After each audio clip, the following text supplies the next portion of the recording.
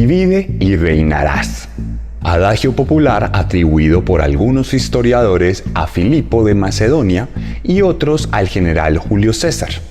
Es una frase que se originó en los campos de batalla y que explica una máxima estratégica básica que significó la victoria de muchos ejércitos y que determinó el futuro político de naciones enteras. Hoy, esta frase se ha resignificado de manera incesante y ha transgredido las fronteras de la guerra para convertirse en un proverbio que define el actuar de muchas cabezas visibles de nuestra sociedad. Divide y reinarás, por supuesto, hoy podría referirse plenamente a la estrategia inescrupulosa de muchos políticos que trabajan constantemente por hacernos creer que entre nosotros somos enemigos unos de los otros, mientras ellos disfrutan de nuestras rencillas espectándolas desde el balcón lujoso que se paga con nuestros impuestos y que se mantiene firme gracias a que nuestros ojos no se han postrado en el verdadero enemigo de las diferentes comunidades que pululan el mundo.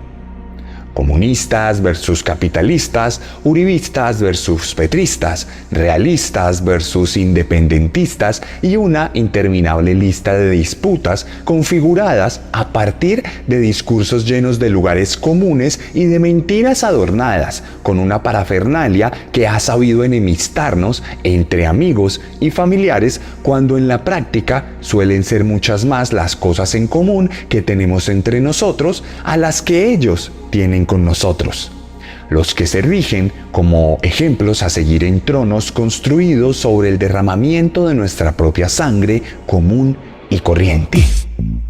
Sí, son los políticos los responsables de los peores episodios de nuestra historia, causantes directos de la transformación de granjeros comunes en máquinas de matar. Todo por unas arengas que en muchos casos no son más que un pretexto para la consolidación del poder y de la riqueza inconmensurable. ¿Qué pasa entonces cuando un político manipulador es capaz de convertir a un pueblo unificado en una contienda étnica sangrienta e implacable? ¿Qué pasa cuando los vecinos de toda la vida de repente se convierten en bestias cegadas por el odio impostado a través de la radio y la televisión?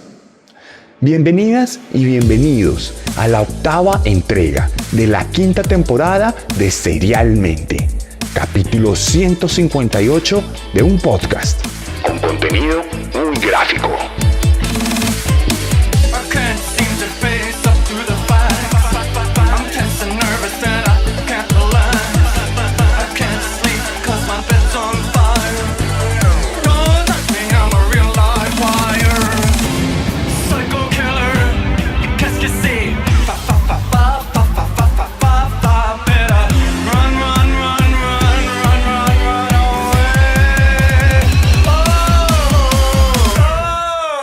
Y antes de viajar a los Balcanes y mientras aún continuamos en la Feria del Libro de Cali, donde pueden visitar nuestra librería con la más grande oferta de literatura criminal y donde pueden llevarse mis libros firmados, les quiero recordar que pueden ver este episodio de Serialmente totalmente gratis en Spotify y que si les gusta mi forma de narrar, les va a encantar mi forma de escribir.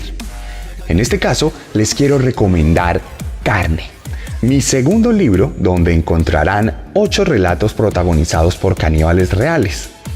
Cada capítulo es un paso que los humanos seguimos para alimentarnos, desde que salimos a buscar nuestra comida hasta que la cocinamos, la emplatamos, la devoramos y la criticamos, incluyendo el postre y la sobremesa. Aquí encontrarán relatos inspirados en Jeffrey Dahmer, Albert Fish, los monstruos de Catepec, Issei Sagawa y muchos más. Si estás en Colombia, no dudes en escribirme en mis redes sociales para enviártelo firmado si así lo quieres. Y si estás fuera de Colombia, puedes pedirlo en Amazon.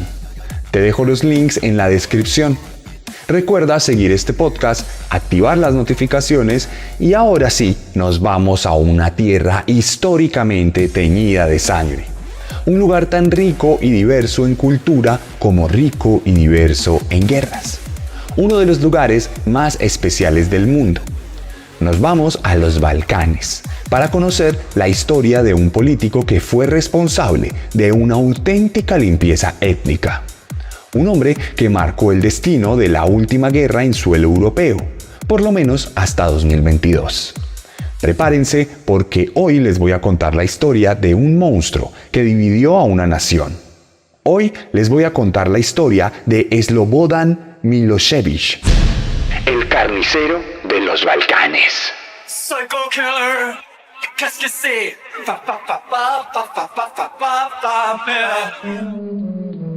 Slobodan Milošević nació el 20 de agosto de 1941 en el pueblo de Požarevac, que por aquel entonces hacía parte del Comando Militar de Serbia, ocupado por los alemanes durante la Segunda Guerra Mundial, pero que en general era una municipalidad de la provincia del Danubio del Reino de Yugoslavia, la cual fue gobernada por el Tercer Reich durante algunos años, lo que condicionó varios aspectos de su primera infancia.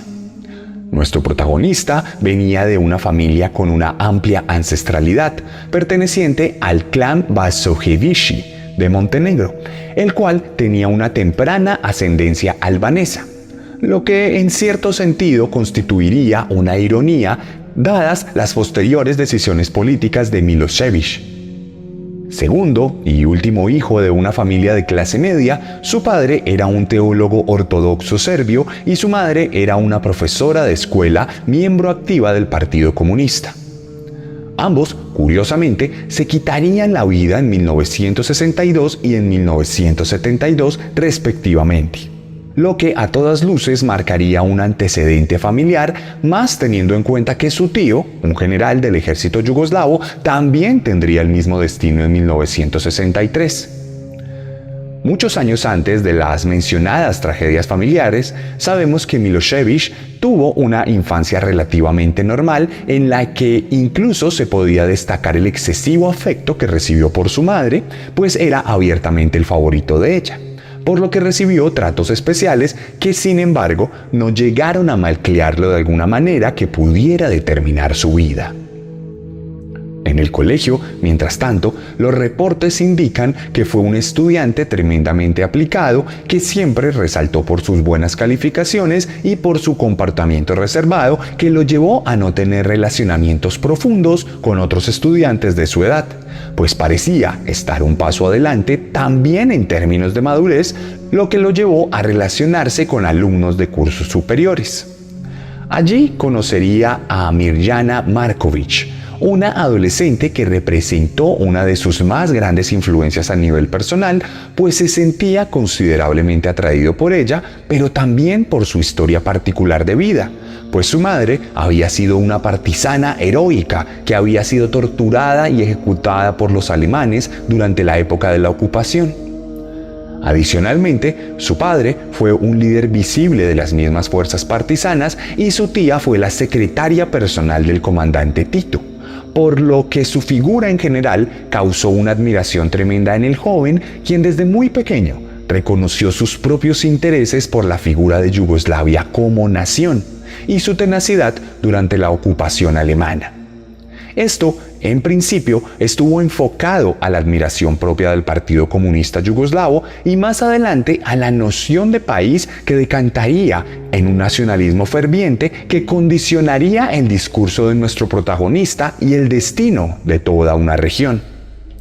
Una vez terminó sus estudios escolares y siendo todavía muy joven, se inscribió a la Facultad de Leyes de la Universidad de Belgrado, donde rápidamente destacó no solo por su rendimiento académico, sino porque se volvió el líder del comité ideológico de la Liga Comunista Juvenil de Yugoslavia, lo que lo llevó a relacionarse progresivamente con las altas esferas del partido a través de un compañero de clases que resultó ser el presidente del Consejo Ejecutivo serbio, Petar Stambolić, quien más adelante fungiría como su padrino y patrocinador en su futura carrera política.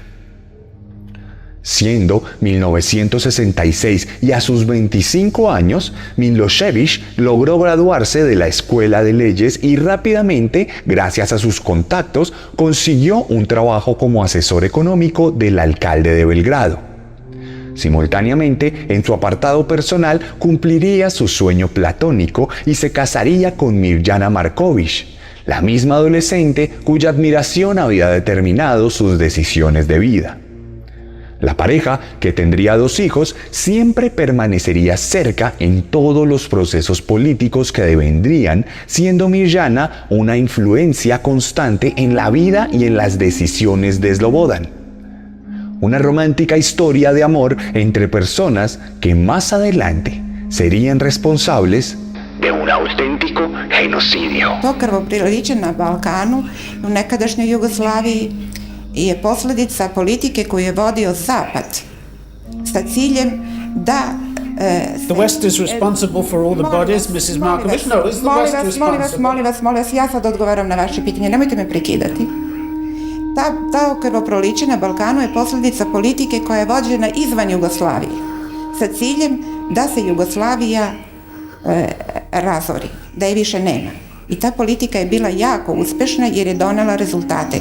Jugoslavija je prestala da postoji, ona je prestala da postoji u krvi.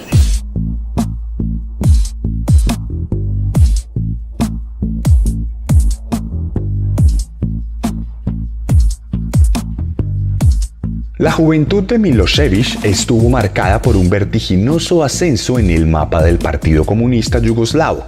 Su padrino y sponsor, Stambolić, se encargó de que tuviera importantes trabajos en empresas de bienes y servicios, donde Slobodan llegó a lograr a ser jefe máximo para luego convertirse en presidente de uno de los bancos más grandes del país, lo que le implicaba realizar constantes viajes a Estados Unidos y a Europa Occidental, aprendiendo a hablar perfecto inglés en el proceso. Así pues, cuando ya tenía más de 40 años y con una carrera prominente en el sector empresarial que le permitió consolidarse dentro del partido, Milošević fue elegido como el presidente de la Liga Comunista de Belgrado en 1986, mismo año en el que sería elegido como candidato presidencial del partido. Esta elección marcaría el inicio de la infamia en Yugoslavia, pues llevaría a nuestro protagonista a convertirse en un acérrimo nacionalista serbio que comenzaría a hablar en todos los micrófonos de la superioridad de su pueblo frente a otras etnias que vivían en la gran nación, que para bien o para mal habían logrado mantenerse unida y firme durante el siglo XX. Para hacer un pequeño contexto, lo que era Yugoslavia por aquel entonces era la unión de varios pueblos étnicos que habían confluido de alguna u otra manera a pesar de sus diferencias. Estaban por supuesto los serbios, los bosnios, los albanos, los croatas, los macedonios y los eslovenos. Todos ellos organizados en pequeñas repúblicas o provincias autónomas que componían a la gran nación. Muchos de ellos tenían un origen racial distinto, costumbres radicalmente diferentes y profesaban religiones opuestas. Pero Yugoslavia, por lo menos a nivel internacional, fue una única nación durante décadas. Cuestión que para ganar popularidad entre el pueblo serbio y así lograr un caudal político considerable, Milošević se convirtió en el defensor de los derechos de los serbios étnicos que vivían en la región de Kosovo y que según él estaban siendo tremendamente oprimidos en el marco de la búsqueda separatista de la región. Aquel comunismo pasó a un segundo plano. El nacionalismo fue en este caso el cáncer que comenzó a pulular las venas del pueblo que, obnubilado por la tremenda oratoria de Milošević, comenzó a adoptar este discurso de odio y a sentirse identificado por las ideas de separación, resentimiento y venganza infundadas desde el estrado político. Así, los vecinos que antes compartían espacios comunales, trabajadores que almorzaban juntos en la cafetería de sus empresas y familiares que compartían sangre por alguna unión antigua en sus pueblos, comenzaron a convertirse progresivamente en enemigos que no se soportaban en la diferencia y que se arengaban a sí mismos con el veneno excretado por la lengua de un político que desató una transformación cultural y social que estaría marcada por la violencia. Por supuesto, con esto no queremos decir que todo era paz y armonía en Yugoslavia. Por supuesto que de cuando en cuando había tensiones de orden étnico o conatos separatistas, pero nunca nada tan violento y vehemente como lo que vendría durante la era de nuestro protagonista. El progresivo aumento de la popularidad de Milošević entre el pueblo serbio llevó a que el partido aprovechara su figura para fortalecer su posición de poder en la nación.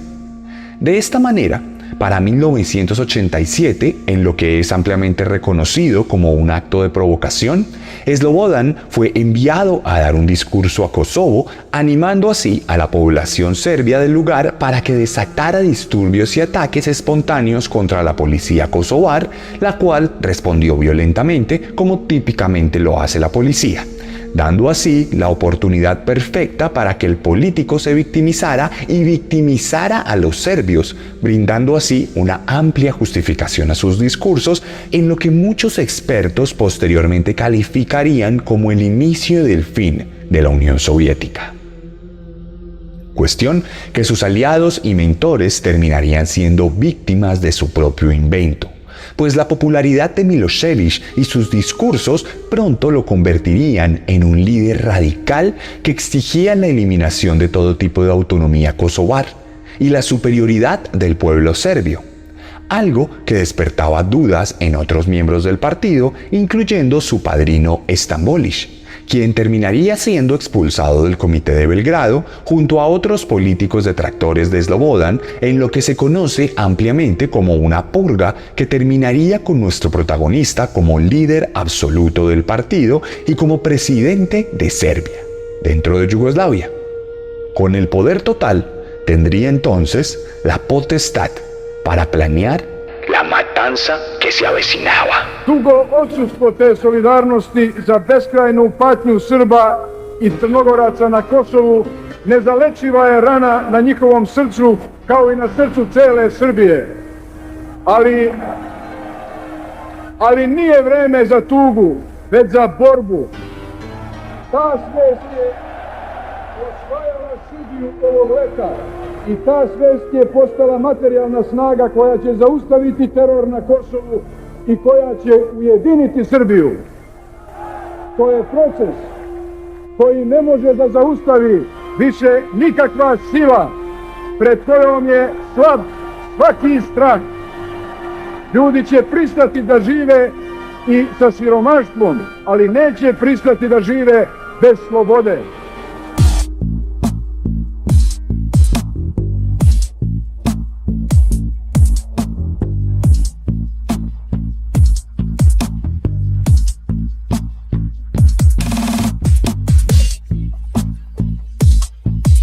Como suele pasar en estos casos, frente a la radicalización del discurso, un culto a la personalidad se erigió en las esferas más fanáticas del pueblo serbio. Pronto, una serie de protestas comenzaron a expandirse por distintos sectores de la moribunda Yugoslavia, en lo que se conoció como la Revolución Antiburocrática, presuntamente organizada por el mismo Milošević, la cual consistió en una serie de protestas en Montenegro, Vojvodina y Kosovo, donde decenas de miles de manifestantes organizados lograron la deposición de los poderes regionales, brindando aún más poder centralizado a Slobodan y causando una ruptura interna entre los comunistas yugoslavos, pues los eslovenos y los croatas comenzaron a ver con malos ojos a los serbios, marcando una distancia que más adelante contribuiría a la guerra.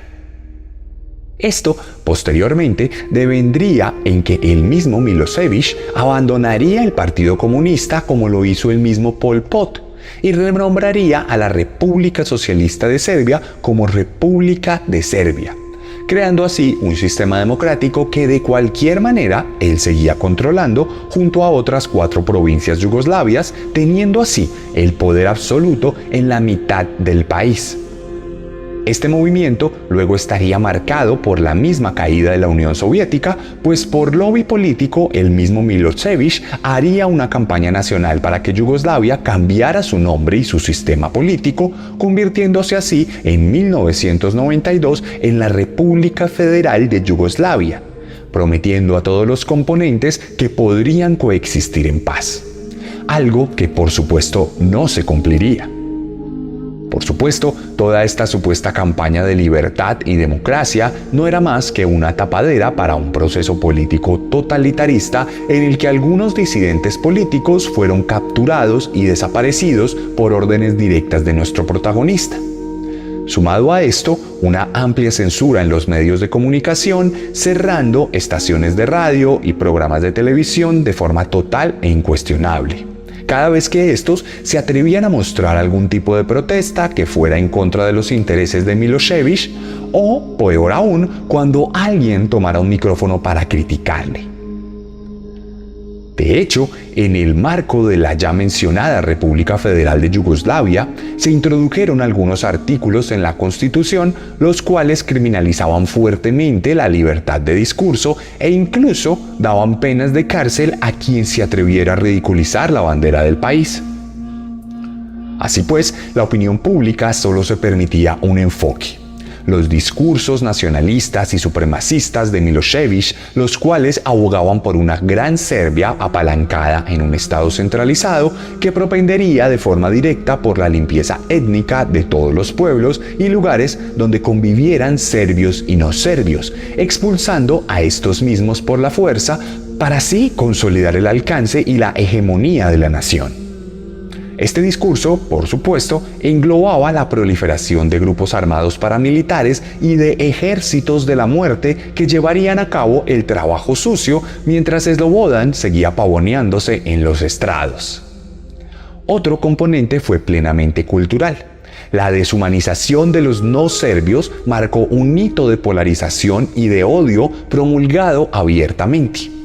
En la televisión y en la radio comenzó una fuerte campaña para enemistar a los serbios de los demás pueblos, pintando así a los croatas como fascistas genocidas, a los bosnios como islamistas fundamentalistas, a los albanos de Kosovo como abusadores y terroristas, a los eslovenos como independentistas lacayos de los intereses alemanes que buscaban la creación de un cuarto Reich, e incluso a los estadounidenses como imperialistas que querían invadir la zona, a los turcos como nostálgicos del expansionista Imperio Otomano y a los iraníes como aliados del terrorismo balcánico. De esta manera, pronto el pueblo serbio, o por lo menos parte de él, se convirtió en una masa iracunda dispuesta para la guerra, capaz de las más grandes brutalidades cometidas en suelo europeo desde la Segunda Guerra Mundial. Razón por la cual no fue sorpresivo el hecho de que el militarismo yugoslavo fuera heredado plenamente por Serbia, mientras que los habitantes serbios de otras repúblicas comenzaron a armarse de forma irregular con el beneplácito y el apoyo clandestino de Milošević, quien para aquel entonces ya había desarrollado una fuerte alianza con el crimen organizado, lo que le permitía ejecutar órdenes y crímenes debajo de la mesa sin que pudiera ser criticado desde lo legal. Lo peor de todo es que, según el análisis de varios expertos, el nacionalismo radical de Milošević no era más que un oportunismo político producido por su propia codicia, pues su único objetivo real era erigirse como un nuevo Tito, un líder histórico amado y reconocido mundialmente. Por eso empezó siendo comunista y no tuvo problema en convertirse en nacionalista para luego promover una guerra brutal de la que después posaría como pacifista y luego pretendería ser un baluarte anti-imperialista, anti-estadounidense. Las ansias de poder de un solo psicópata contribuyeron a la catástrofe humanitaria más terrible ocurrida en la década de los 90. Buenas tardes desde Zagreb. Una columna de tanques del Ejército Federal Yugoslavo ha salido esta mañana de sus bases en Croacia con destino a Eslovenia. A pocos kilómetros del límite entre las dos repúblicas, en la autopista hacia Ljubljana, han disparado contra los camiones utilizados como barricadas.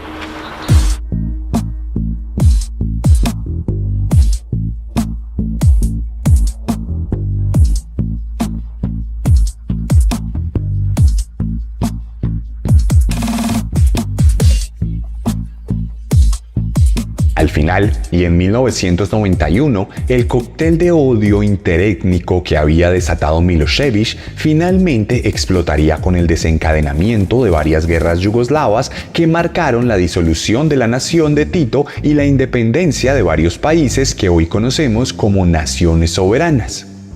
La primera guerra fue la de Eslovenia.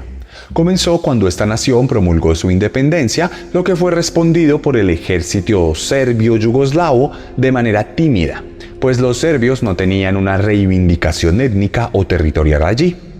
Por esta razón, este conflicto duró apenas unos pocos días y no se saldó con un fuerte derramamiento de sangre.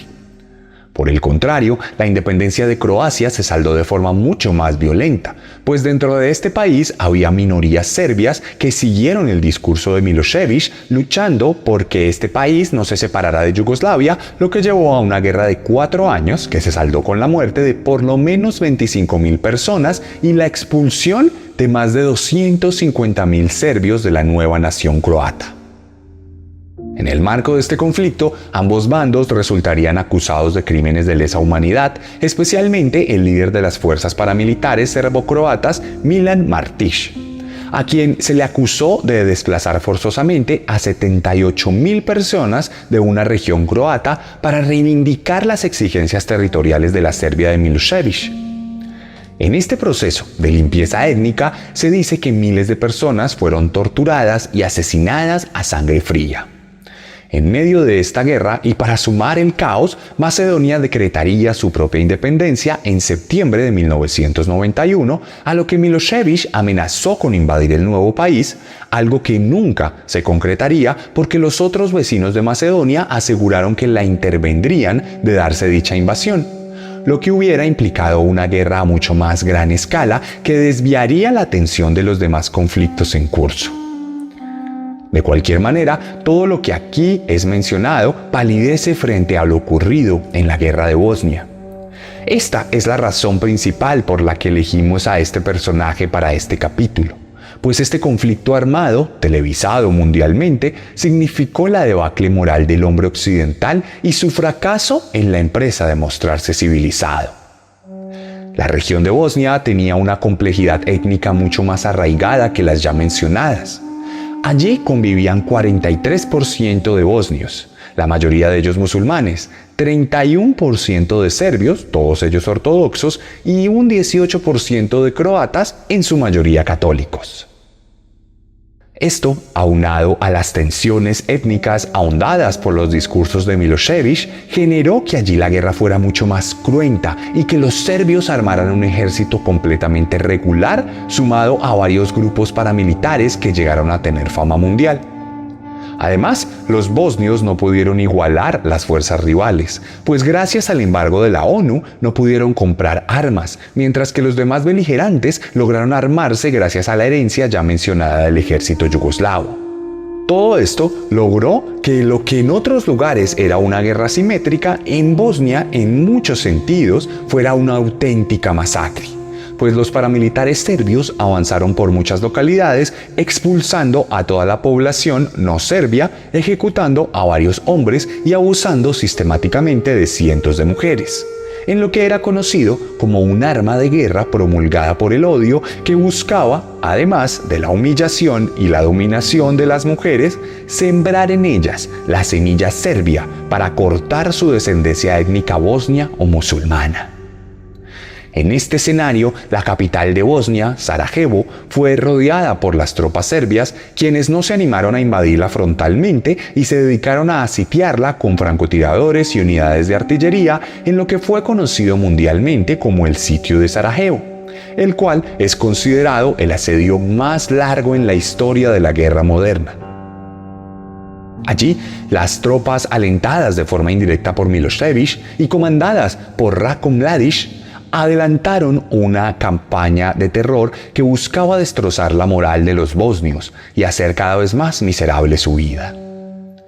Se dice que los bosnios no podían caminar tranquilos por la calle de su ciudad, pues siempre eran sujetos de recibir una bala anónima e incluso, en un par de ocasiones, los serbios dispararon morteros al mercado más popular de la ciudad, en hora pico, cobrándose la vida de más de 100 personas. En total, y durante 4 años de asedio, se estima que más de 12.000 personas perecieron.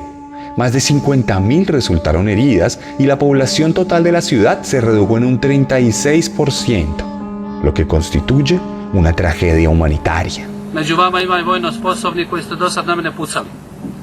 Svima vam opraštam i poklanjam život. Nemojte više dolaziti, predame na front. Otra de las tragedias más reconocidas a nivel mundial fue la masacre de Srebrenica, una población al este del país donde luego de los devenires del combate confluyeron más de 60.000 refugiados en las inmediaciones de la ciudad. Allí, luego de vivir meses de sitio en los que la ONU intentó interceder por los civiles, la situación se caldeó cuando hubo enfrentamientos directos entre los cascos azules y las fuerzas serbias a cargo de Ratko Mladić. Luego de dichos hostigamientos, cerca de 20.000 refugiados musulmanes buscaron protegerse en la fábrica de Potokari, donde vivieron unos días en condiciones inhumanas. Entonces, el 12 de julio de 1995, tras anunciar al mundo entero que le regalarían la ciudad a la gran nación serbia de Milošević, las fuerzas de Mladić entraron para perpetrar la matanza colectiva más grande cometida en suelo europeo desde la Segunda Guerra Mundial. Allí, los soldados serbios separaron a los hombres adultos de las mujeres y los niños y se los llevaron a otros sectores de la ciudad donde los ejecutaron de forma sumaria, amontonando sus cuerpos en montañas de hasta 30 cadáveres, muchos de los cuales eran incinerados. Esa misma tarde continuaron la matanza mientras incendiaban casas de civiles y robaban las pertenencias de los refugiados. No era casualidad que los soldados se ensañaran principalmente con la población musulmana. Era a los que Milošević les había enseñado a odiar a través de la televisión. Era el enemigo inventado en los mitines y en las propagandas que divinieron en la guerra. Cuando cayó la noche, los soldados serbios y los paramilitares aliados aprovecharon la oscuridad para atacar también a las mujeres, extendiendo una gran cantidad de abusos que fueron atestiguados por los cascos azules que guardaban la zona y que no tenían permiso para defender a las víctimas, pues la ONU no lo permitía. Al día siguiente, la matanza continuó a la luz del día, lo que permitió a los cascos azules documentar que en promedio se llevaban a cabo unas 40 ejecuciones por hora dentro de Srebrenica, por lo menos hablando de los que ellos podían dar fe. Posteriormente, y mientras los hombres continuaban siendo masacrados, las tropas de Mladić arreglaron un corredor por el que deportaron a todas las mujeres y niños que habían sobrevivido, expulsando de allí a miles de personas con la promesa de que volverían a encontrarse con sus hombres, cuando en realidad estos ya estaban reposando en una montaña de humanos incinerados. El saldo de esta masacre, perpetrada por los soldados serbobosnios con el beneplácito y la autorización de Milošević, fue de 8.372 personas asesinadas, algo que generó una indignación timidísima en la comunidad internacional que repudió el hecho pero no hizo absolutamente nada para detenerlo. El primer paso de nuestra propia psicopatía, la degradación del lenguaje, llevó a sus últimas consecuencias. La muerte misma. We were instructed to form 3 lines and to lay down in this puddle of mud and water. I was laying down next, my dad was on my left-hand side and my uncle was on my right-hand side. And as I was laying down, they ordered us to, all the women and children, to get up. And at first I didn't want to get up because I was afraid to separate from my dad. And he told me to get up. I told him, no, I don't want to go without you.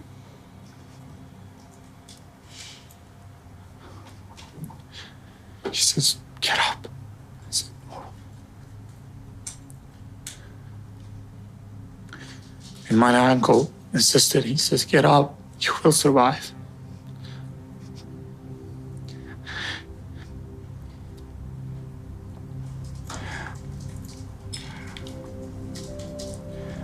Since I'm reliving and going back to this, I had a dream about my dad last night.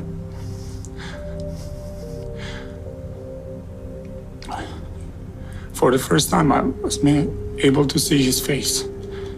I'm glad, because most of the dreams and nightmares that I have from the personal experience, I was always trying to reach him. I saw his face last night. I miss my dad. Let me find my dad. Please. I would like to find my dad.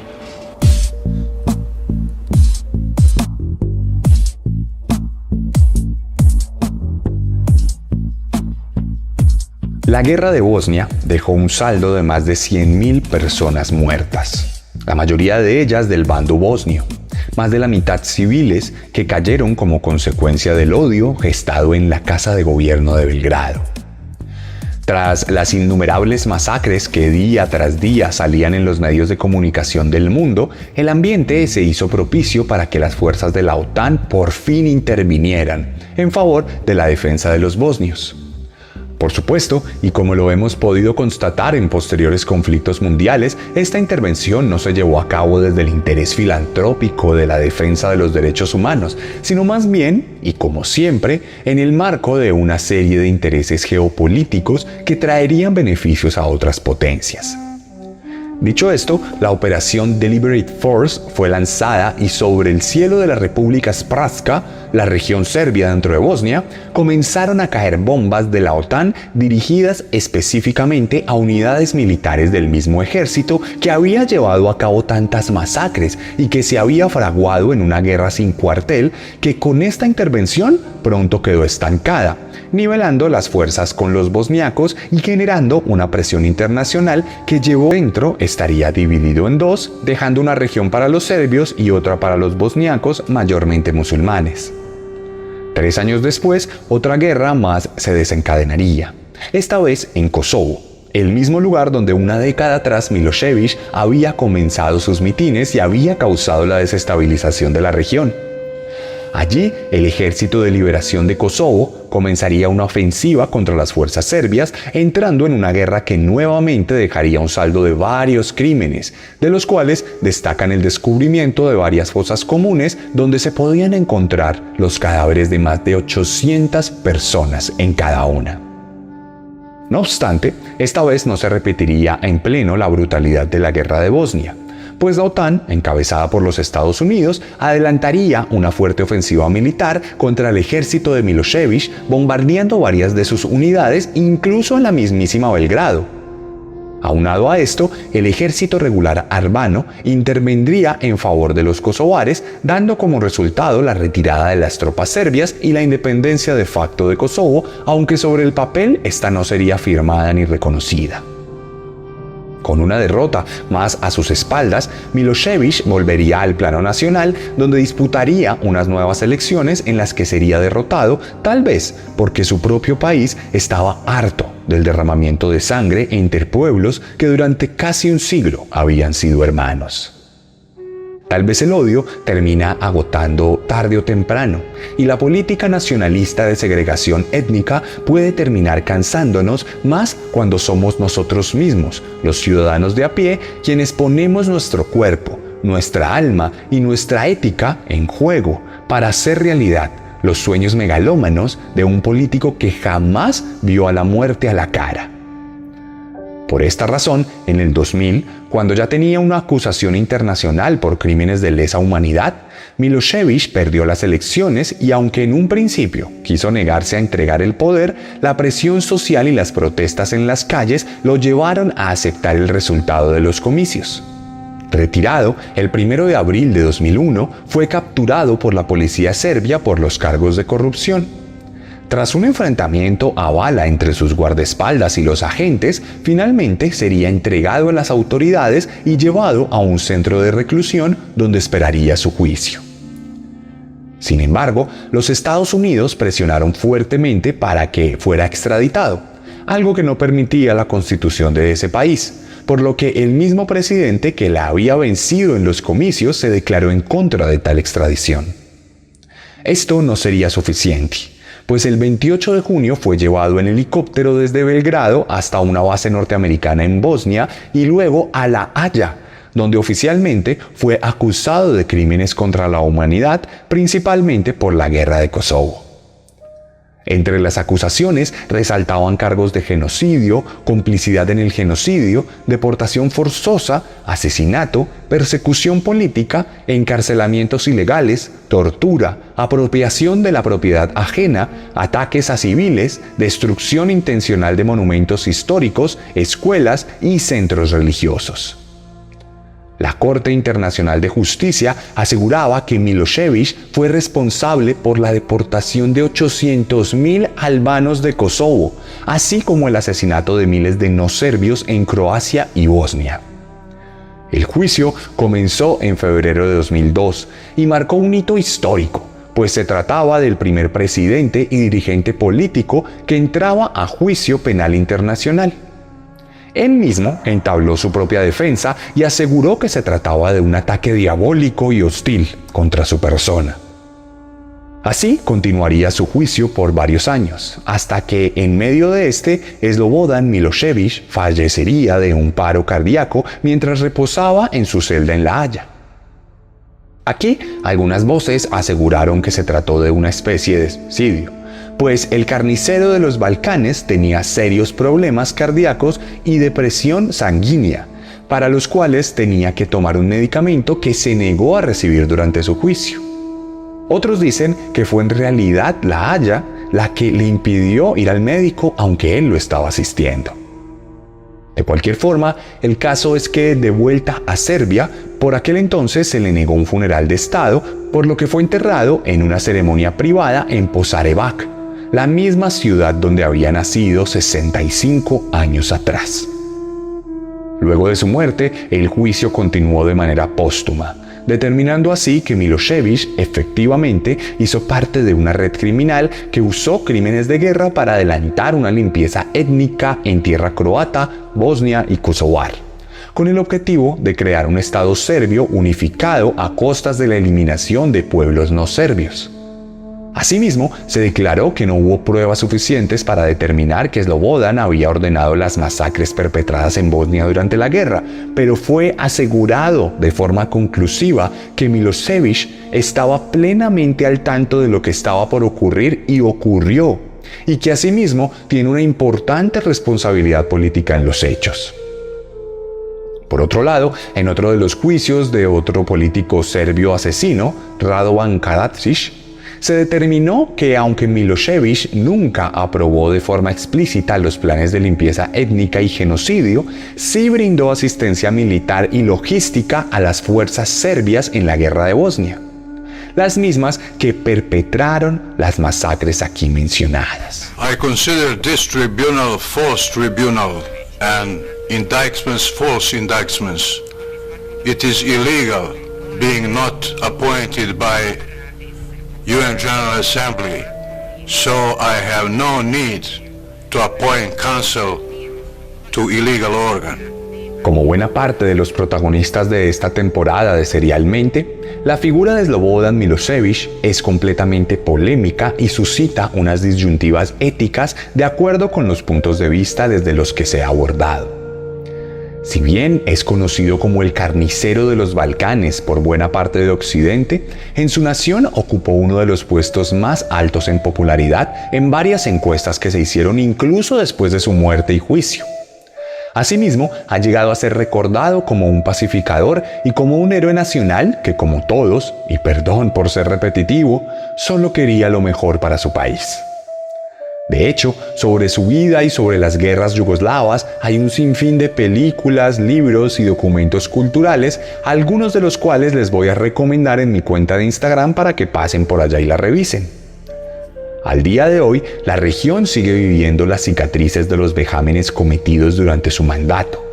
Aunque las bombas ya no caen sobre los Balcanes, las tensiones políticas entre Serbia y Kosovo continúan variando en intensidad y la relación de los serbobosnios y los bosniacos en Bosnia y Herzegovina guarda aún más grandes cicatrices que resultan tremendamente dolorosas para los hijos de los padres desaparecidos en fosas comunes o los que nacieron como resultado de un abuso a una mujer inocente.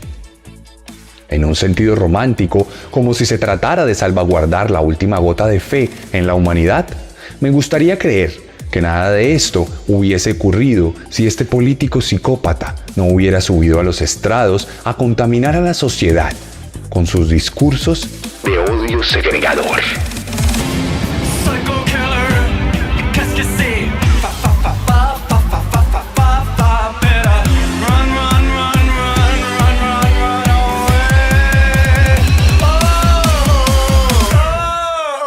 Y esta Esta fue la historia de Slobodan Milošević aquí en Serialmente. Si les gustó este episodio y quieren que siga contando la vida de políticos asesinos en esta nueva temporada, por favor compartan este video podcast y permítanme llegar cada vez a más y más hogares con estos relatos. Recuerden que soy escritor, que aquí es donde muestro lo que he escrito. Tengo para ustedes 4 libros que pueden comprar en las librerías de Colombia o que pueden pedirme directamente a mí a través de mis redes sociales para que se las entregue con una firma personalizada. Recuerden que mientras ven este video, estamos presentes en la Feria del Libro de Cali en el stand 16 de la Carpa 12 hasta el 24 de noviembre con la más grande oferta de literatura criminal de todo el país. Por último, recuerden que pueden pedir la merch de Serialmente. Aquí tengo camisetas, tengo hoodies, tengo otros productos. Los pueden pedir en mis redes sociales o en chunchos.mx si están en México y les dejo los links en la descripción. No siendo más, nos vemos la próxima semana con un nuevo monstruo. Porque recuerden que siempre podemos ser peores. Psycho killer, qu'est-ce que c'est? Fa, fa, fa, fa, fa, fa, fa, fa, fa, fa,